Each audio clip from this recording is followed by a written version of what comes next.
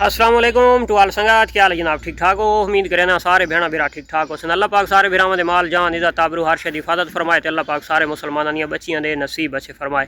आज जनाब बहुत कीमती वीडियो खास कर मच्छर और मक्खियां वास्ते प्रैक्टिकल मेडिसन जी मैं अपने दोस्तों नाल शेयर करन लगा।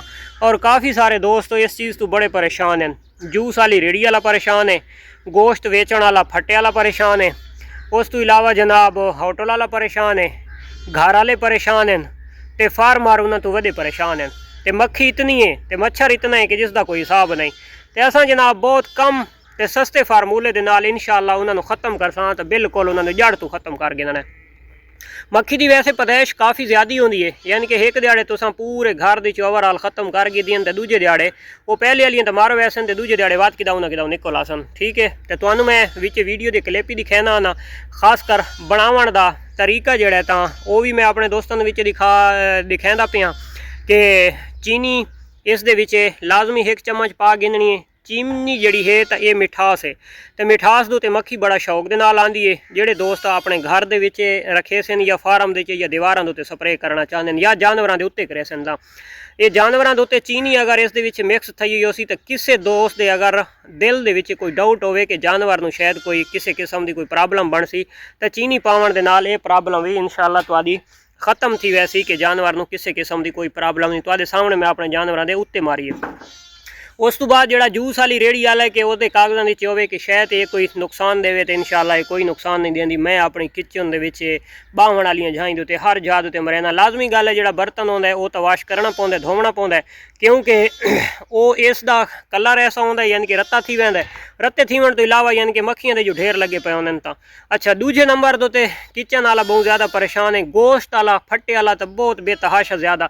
सादा अपना हुण दिल ही नहीं थींदा, यानी कि फट्टे वाले कोल वञो इतना ज़्यादा रश होंदा है मक्खी का कि जिसका कोई हिसाब नहीं कि बंदा पिछा हट वैंदा है।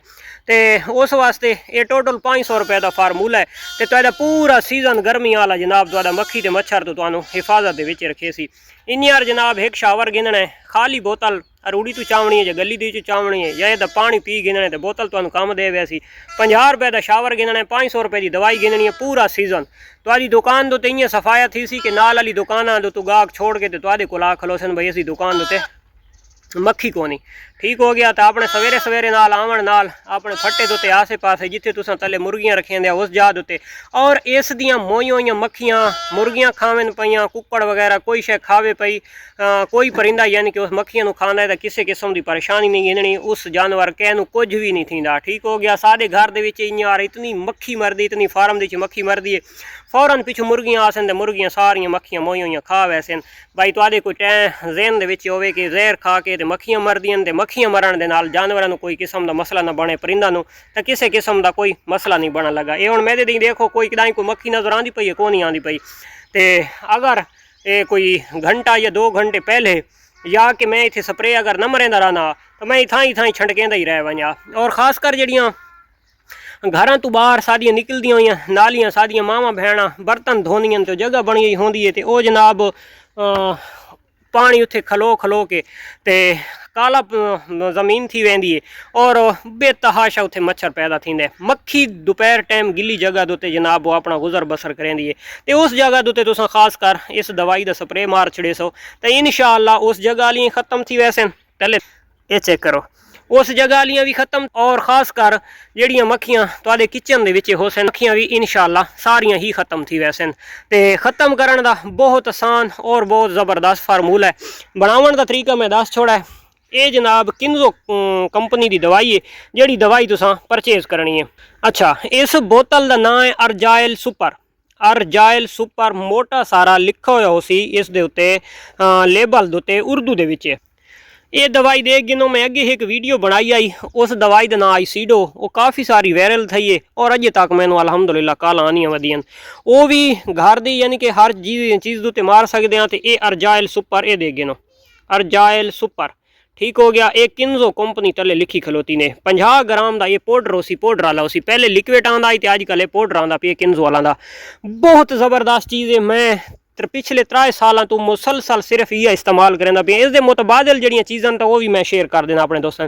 शहर दे विच बाजार दे विच जेड़े चूहे मार गोलियां चाह के वधे होंदे उन्होंने अगर तुस आखो ना भाई मक्खी मार सानू दवाई दे तो वो थोड़ी जी चीनी होंदी है, बिल्कुल इ'यां थोड़ी जी अद्धी एक चमची चीनी होंदी है। तो उस उत्ते ना इस इया पाउडर उत्ते सट्टा होया होंदा जि'यां मेरे हत्थां दे उत्ते रंग है इ'यां उस चीनी दा रंग हो सी छापर दे विच बंद हो सी। वो तुहानू आखसन घर बन के किसी कपड़े उत्ते सट के उत्ते थोड़ा जिहा पानी त्रौक छोड़ना है। पानी त्रौकण नालों जगह गिली थी सी ते वो मक्खियां आसन उस मिठे दे उत्ते ते मक्खियां मरन लग वैसन। ठीक है, वो 50 रुपए की एक पुड़ी आंदी है, एक दिहाड़ नहीं तकदी।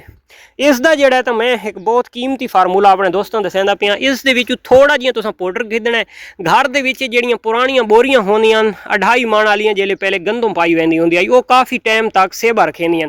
या कि तुहाडे कोल घर दे विच कोई पुराना कंबल होवे ते या वत जेहड़े खेस होने तो खेस अगर तुहाडे घर दे विच होवे। ठीक है, कोई पुराना घिनना जेहड़ा एक्सपायर वदा होवे उसनू जनाब डबल करना चाहिए, यानी कि दोहरा करना चाहिए। गर्मियों दे विच जल्दी कपड़ा खुशक हो वैंदा है।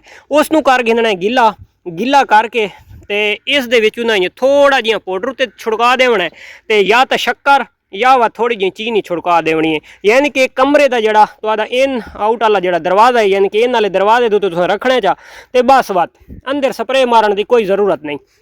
ज़्यादातर मक्खी जनाब दरवाजे चो इन थी वने वो उथाई बांधी वैसी अंदर तुहाडा किचन है जो भी है उदे वैसी को ना उथाई बासी तो थाई फिर दिया सी उथाई बासी तो थाई फिर दिया सी ते उसनू सफाई करने वास्ते तुहानू प्रॉब्लम बने तो 50-50 रुपए दे 2 चूजे गिनने तो किसी किस्म की तुहानू परेशानी न बन सी। जे अगर घर दी मुर्गियां होवन तो वाता टेंशन ही कोई नहीं, यानी कि उदू मक्खियां मरदियां आसन तो फौरन खांदे आसन। हुण आवड़दे आ कि जेड़े साडे दोस्त हैं फ्रूट वालियां रेड़ियां वाले, जूस वालियां रेड़ियां वाले या गोश्त वाले फट्टां वाले, तो तुसा भी सेम इन यार कपड़ा गिला करके भी रख सकते हो। वरना सवेरे सवेरे तुसा फट्टे दे आसू पासू सारी स्प्रे च कीती करो ये इन यार शावर बना के उहदे नाल इंशाअल्लाह खत्म थी वैसे। बाद दे विच जनाब कि तुसा उन यार कपड़ा सेक एक साइड दे उत्ते चुंड दे विच गुठ दे विच रख दिता करो तो सारियां उत्थे मरदियां रहसन। दुकानदार हजरात तुसा भी इन यार करो, खासकर अगर जेड़े घर दी जे छत वाला पक्खा कोनी तो उस घर दी न तो बालां नूं कोई समण देंदी है मक्खी ते ना कोई इंसान नूं गल करन देंदी ना बावण देंदी। और कोई बर्तन रखे सो तो विच डठियां पईयां होसन ते सारे बर्तन ही मुंज मांज थी की पईयां होसन। तो बहुत ज़बरदस्त चीज़ ही ने भाई, किसी किस्म का कोई साइड इफेक्ट को नहीं। फार्मर हजरात जितने ने अपने जानवरों के उत्ते ही स्प्रे कर सकते हो, सिर्फ अखी बचावनियां। अल्लाह न करे कोई अख दी चवानी सकते तो विच थोड़ा पानी सट गदना है या कुछ ना पैसो तो कोई मसला बनेगा को नहीं। ਇਹਦਾ साइड इफेक्ट मैनू 3 सालों के कोई नज़र को नहीं आया। ये मेरे जितने छोटे बच्चे नहीं सारा उत्ते मैं मरे ना अपने जानवर उहदे ग्रेजिंग ते गए वदे उन्होंने उत्ते लगती है। इस फार्म दे हर कोने कोने दे विच हर जगह उत्ते लगती है। मच्छर वास्ते शाम टाइम तुसां दिठो सी वीडियो दे मैं घर दे आसू पासू जड़ियाँ जगह ज़्यादातर नलके दे आसू पासू पानी वाली टूटियां वाली झाई दे गिली गिली जगह दे मैं सारी दे जनाब हल्का हल्का इसका स्प्रे मार छुड़े ना तो इंशाअल्लाह राती असां समझे भी सकून नाल हाँ, क्योंकि राती असां कदां वास्ते पक्खा नहीं चलाया। बिल्कुल रेत ठर वेंदी है, सानू पक्खे की कोई किस्म की कोई ज़रूरत ही नहीं पौंदी। ठीक है, तो मच्छर जड़ा है तो इंशाअल्लाह इस चीज़ का स्प्रे हो सी तो तुहाडे घर मच्छर ही ना आसी और इंशाअल्लाह मक्खियां भी बिल्कुल फिनिश जड़ तो खत्म थी वैसे। फार्मर ही दुआ करे सन और इंशाअल्लाह घरेलू मेरिया भैणा किचन वालियाँ वो भी मैंने दुआ करे सन, जूस वाली रेहड़ी वाला दुआ करे सी और खासकर इंशाअल्लाह जड़ा गोश्त वेचण वाला मुर्गी वाला खासकर फट्टे वाला तो वो भी दुआ करे सी। अच्छा एक चीज़ होर इस दे विच उस दवाई का नाम है टैगर। टैगर जड़ी है तो स्प्रे करने का खास ख्याल रखना है। जेडे दोस्त जानवरों के उत्ते करे सन तो जानवरों के उत्ते टैगर का स्प्रे नहीं करना। अगर टैगर तुसां पा के मारना ही है तो बहुत कम टैगर पावनी है और उस दे विच चीनी यानी कि मिठा या शक्कर ज़्यादा पावनी है।